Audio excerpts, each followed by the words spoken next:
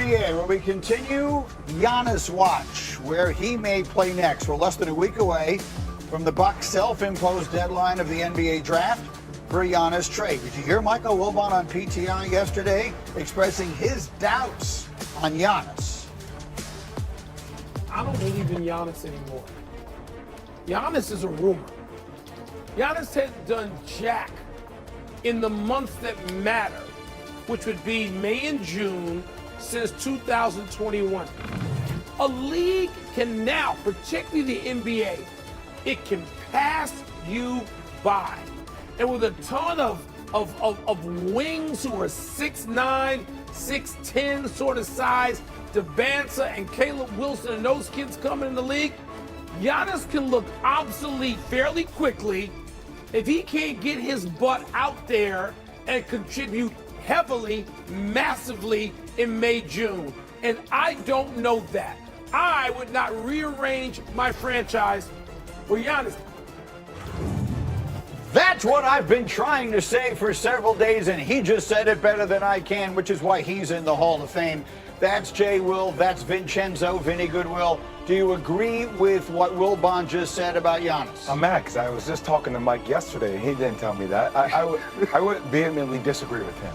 I don't think you have to rearrange your franchise for Giannis. I think there is context that matter when a player is in an organization where they don't see eye to eye anymore. We've seen this happen multiple times with players and how they handle that stress. I do think Giannis will be better utilized when he has strong leadership, starting from a head coach and starting from a front office. And I think that has diminished. I'm not going to diminish Giannis's 50-point closeout game in the NBA championship and all of a sudden say this guy doesn't have it anymore. It's 5 years ago, though. I mean, no one is diminishing what he was. The question is he still? Did you see the numbers this year? The numbers this year, but he got hurt. He's hurt. He got hurt. He's gotten hurt a lot in recent years. He missed the entire He's played 85% of his career games. Yeah, I understand that, but most of those 15% have been lately, and that's the point. Vinny, go. I think, with all due respect to Michael Wilbon, the Hall of Famer. This is going to be bad. No, it's not. No, Okay. it's not. No, it's not. Go ahead. Wilbon.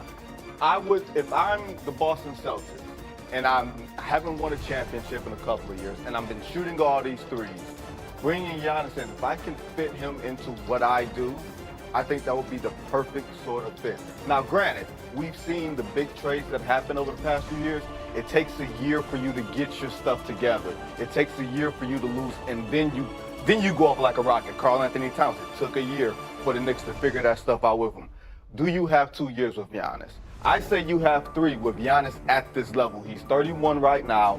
The miles are starting to add up. Kevin Garnett is the person I always use as the comparison, but I think for the Celtics, he's worth the risk. So blowing up the roster, to me, trading Jaylen Brown is blowing up the roster. I mean, he's an all-NBA player. So I'm going to ask it to you from both sides, Jay.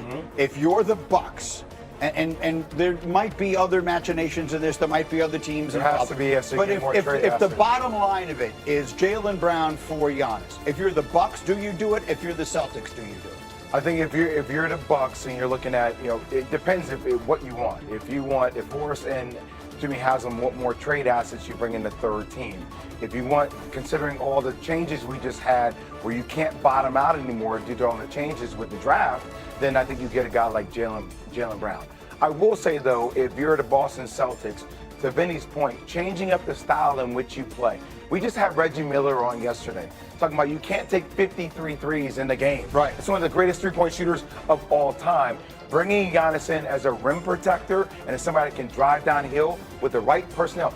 People can't tell me who played for the Boston Celtics this year, and they came in second place in the Eastern Conference. Right. Kudos to Jaylen Brown for getting them there, but Brad Stevens and Joe have a proclivity for bringing the right ancillary pieces around the margin to help alleviate a player like Jason Tatum and Giannis if they play in the same team. My thing is this, if you're the Bucks, nobody wants to bottom out in the NBA anymore because the draft lottery rules make it so prohibitive for you to be in the bottom 3, bottom 4. There's no more guarantees that you're going to get that top pick and get back to the top. So getting a good player that can help you at least be in the play-in territory. Jaylen Brown is more than good enough to be the best player on a play-in team, even if you're not sure of anything else that's around.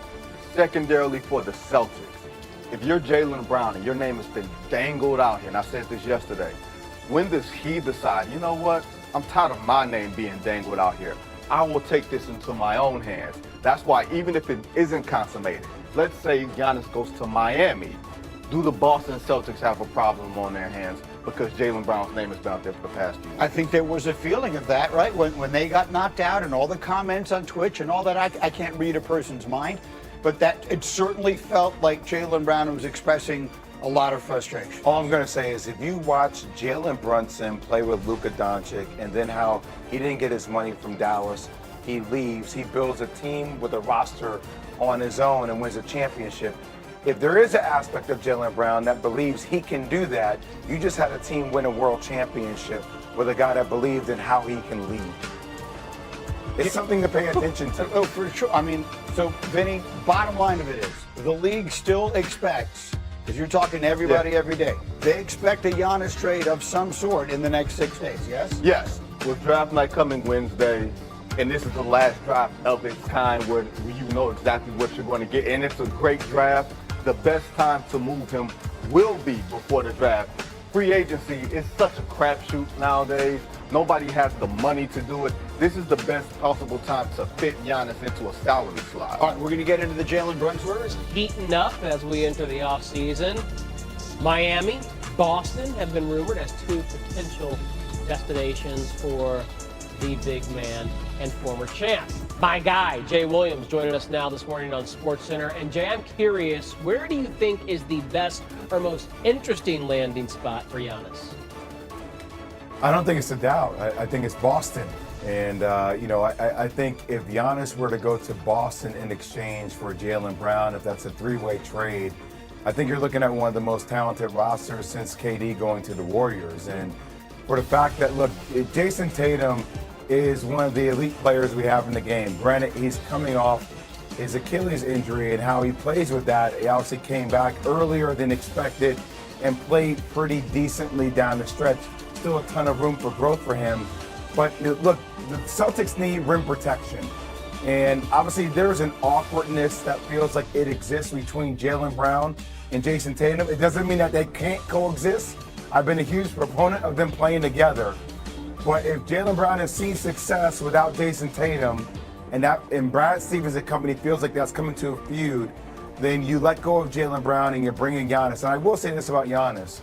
Giannis being coached by Joe Mazzulla, Giannis being mentored or being around a guy like Brad Stevens, having that type of leadership at that organization, I think sets the right tone for Giannis to be successful as a Boston Celtic alongside Jason Tatum. You mentioned in that answer that if Giannis goes to Boston, it'd be reminiscent of the KD heydays by the Bay and Golden State. And Anthony Slater has an article that just dropped on ESPN.com about the pivotal offseason the Warriors are facing right now. LeBron, Kawhi, those are names that have been linked to Golden State in some capacity. They also have some decisions to make on their current roster. So what do you ultimately think Golden State should prioritize this summer? Well, the fact that they're not going to be as cap restrictive, they're actually under the luxury tax, is going to be incredible for a team that's been binded by that for a very long time. Mike Dunleavy, my former teammate at Duke, is now the general manager, and they have big decisions to make, especially amongst the margins. And here's what I will say. Steph Curry staying there and retiring there, people throw around LeBron James' name in every trade. Obviously, LeBron James has a decision to make, and that will be made by the Los Angeles Lakers if they pay him the amount of money that he thinks for the level that he played this year he's deserving of. But if LeBron James and Steph Curry do find a way to play together, here's why I think it can lead to success. Both these guys have old man games. What do I mean by that? As a guy that used to go to the park, I know kids don't go to the park anymore, but there always used to be those players that it didn't matter what style you played, they had such a high IQ, they could shoot the ball, they could make the right reads, and they understood the game, that their games translated. And if we saw anything from the Olympics where Steph and Bron played together, yes, there will be some defensive cues that you have to make up for, but just their IQ, their shooting ability, their continuity and how they can